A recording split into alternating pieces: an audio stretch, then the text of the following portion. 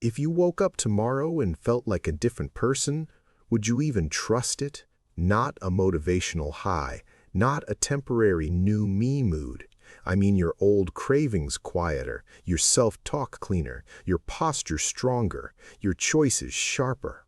In 21 days, that kind of change can feel impossible, but it's only impossible if you keep trying to change your life while keeping your brain exactly the same. Right now, you're not living the life you chose. You're living the life your nervous system rehearsed. You think you're making decisions, but most days you're running loops. Same phone check, same procrastination, same late-night bargaining, same "I'll start Monday." And you don't do it because you're lazy. You do it because your brain is efficient. It automates what you repeat. It saves energy by turning your identity into a habit. In Japan, there's a word that sounds simple, almost too gentle for what it really is. Kaizen, improvement. But not the loud kind, not the burn your old self to the ground kind. Kaizen is the quiet violence of daily refinement.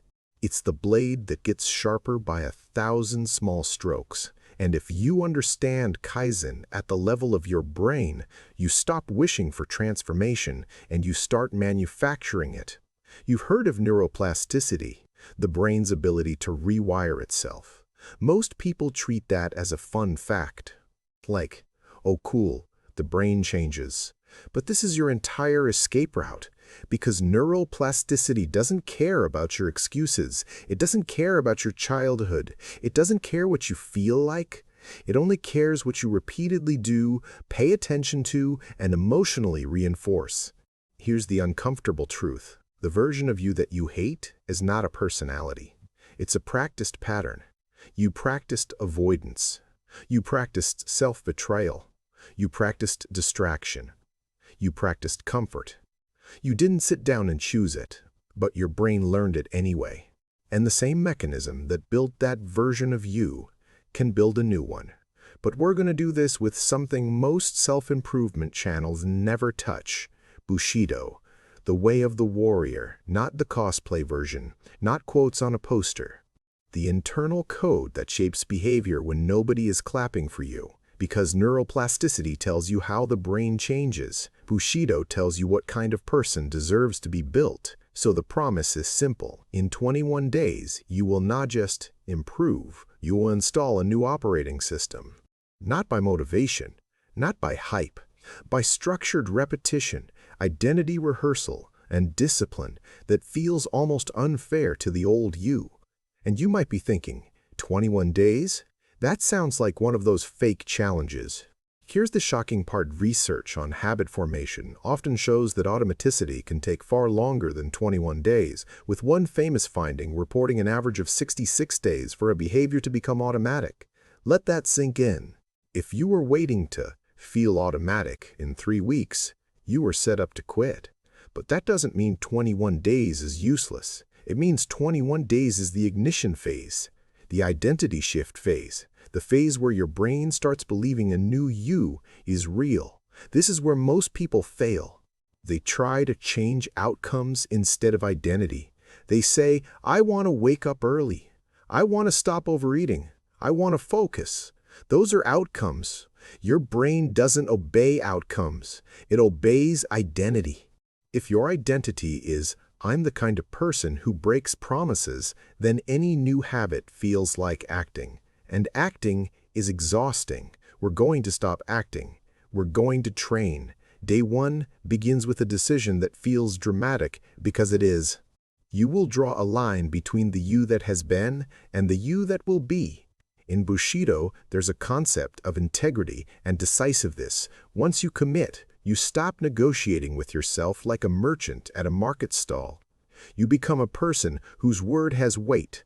So here is your first rule for the next 21 days. No renegotiation. If you set the standard in the morning, you do not reopen the debate at night. Renegotiation is how the old identity stays alive. It's the back door your habits use to escape. Now let's build the system. I call it the 21-day reforging. 3 phases, 7 days each. Each phase rewires a different layer of your brain and your character. Phase 1. Break the pattern. Phase 2. Build the replacement. Phase 3. Seal the identity. During the first 7 days, you are not chasing greatness. You are chasing interruption. Because your brain is a prediction machine. It predicts your next action based on your last 1,000 actions. If you keep living the same day, your brain stays the same brain.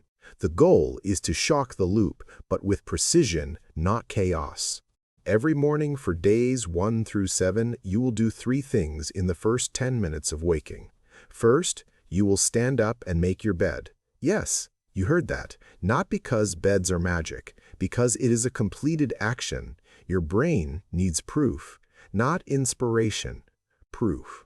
Completing one small act on command tells your nervous system, we move when we say move. That's Bushido at the simplest level. Discipline before comfort. Second, cold water on your face or a short cold shower if you can. This isn't about being tough for Instagram. It's about teaching your brain that discomfort is survivable and temporary. You're lowering the fear response to challenge. You are rehearsing courage with your body. Third, you will write one sentence in a notebook. Today, I am the kind of person who, and you finish it with one trait. Just one. Calm, relentless, honest, focused, patient, not 20 goals, one identity. Then you will act like it once within the first hour. That's phase 1. Interruption, proof, identity rehearsal. Now, in the background, you will also run the first Bushido pillar, righteousness, clean decision-making.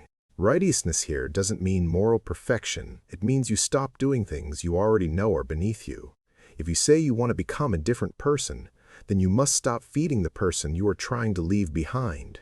So for days 1 through 7, you choose one identity poison and remove it completely. Not reduce it, remove it. Late night scrolling, sugary drinks, porn, doom news, whatever your brain runs to when it wants to disappear. Pick one, and for 7 days, it's gone. Your brain will scream. Of course it will. You trained it to expect the drug. And yes, these behaviors function like drugs. They spike dopamine, they relieve tension, they sedate boredom. When you remove them, your brain doesn't just lose pleasure, it loses anesthesia. You start feeling your life again. That discomfort is not a sign you're failing, it's a sign you're waking up. Phase 2 is days 8 through 14. This is where you build replacement patterns. Neuroplasticity works best when you don't just stop an old pathway, but when you build a stronger new one. If you remove the poison but leave an empty hole, your old habit comes back as a coping mechanism. So we give your brain a new place to go. In phase 2, you build a daily triad: body, mind, and honor. Body, 20 minutes of movement every day. Walk fast, do push-ups, lift weights, do a simple routine. Doesn't matter.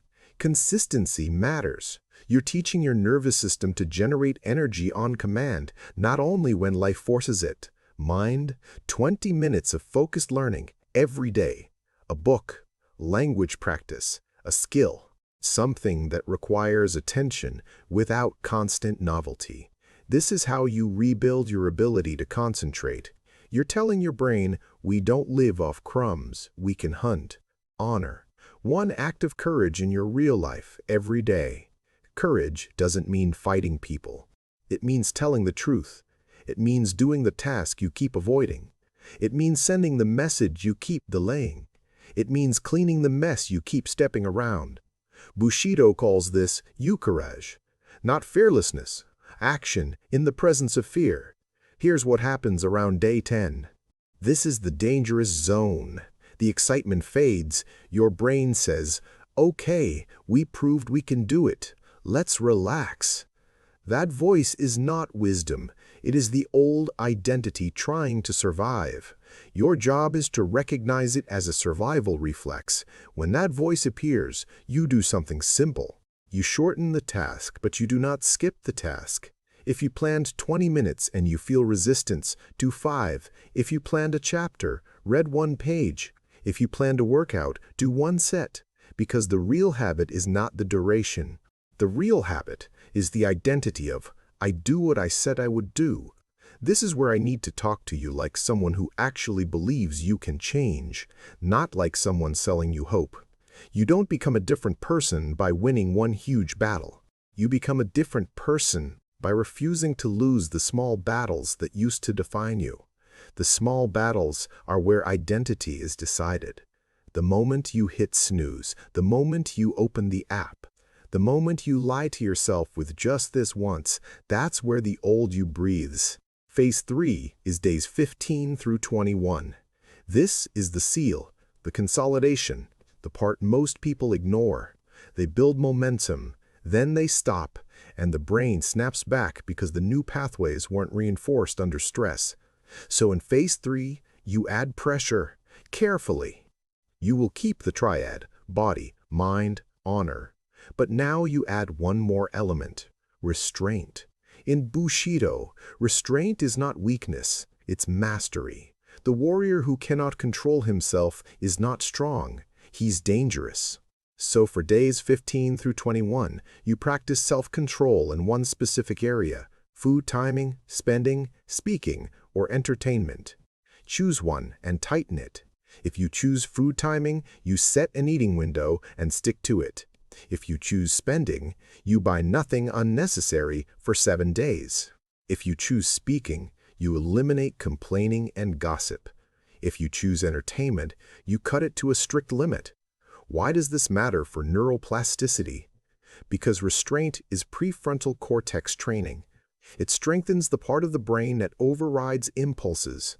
You are literally strengthening the captain of your mind. Now, I want you to understand something that will change how you see yourself. The goal is not to become perfect. The goal is to become predictable in the way you respect, because right now, the problem isn't that you fail sometimes. The problem is that you don't trust you. You don't trust your own word, and when you don't trust yourself, you see comfort everywhere else. So we're building self-trust through repeated evidence. Let me tell you a short story about the kind of change that looks like magic from the outside. There was a version of me years ago who lived like a man with two faces. In public, I could speak about discipline, I could talk about philosophy, I could sound sharp, but at night, I was soft. I was escapist. I was the man who promised himself he would wake early, then woke late and pretended it didn't matter. I was the man who said, I'll do it tomorrow, until tomorrow became a personality trait. And the worst part wasn't the failure, it was the identity split. Because when you live split, you feel fake. And when you feel fake, you avoid mirrors literal and emotional. Then one day I wrote a sentence, just one. I am the kind of person who keeps my word. And I picked a stupidly small action. Every day, no matter what, I would do 10 minutes of movement. 10 minutes. Even if I was tired, even if it was late, even if it was embarrassing how little it was, and something happened that I did not expect. Around 2 weeks in, the action stopped being the point. The point became the story my brain was collecting. Evidence. Evidence that I could be trusted. Evidence that I wasn't trapped. Evidence that the identity was changing. That's what you're doing in these 21 days. You are collecting evidence. Neuroplasticity is the brain's way of recording what matters. What matters is what you repeat with attention and emotion. When you do the hard thing while feeling resistance, the emotional weight tells the brain this is important, and the brain rewires faster. Now, let's talk about the mistakes that will sabotage you if you don't see them coming. Mistake 1. You try to change everything. You declare war on your whole personality. You create a schedule so strict it requires a different life. Then you miss one day and collapse into shame. That's not discipline. That's fantasy. You are not here to impress the future. You are here to train the present. Mistake 2. You rely on mood. You wait to feel ready. You wait for motivation. You treat action as a reward you get after you feel good. That is backwards. Action is what creates the feeling. The person you want to become moves first. Mood follows. Mistake 3. You hide from measurement. You don't track anything because tracking exposes inconsistency, but inconsistency is exactly what you must see. For 21 days, you will mark an X on a calendar every day you complete your triad. Simple, visible, honest. This is Mayo honor, not honor as pride. Honor as truth. Mistake 4. You talk too much. You announce the challenge. You tell people you're changing. You collect praise before you collect proof. The praise acts like a substitute reward, and your brain relaxes.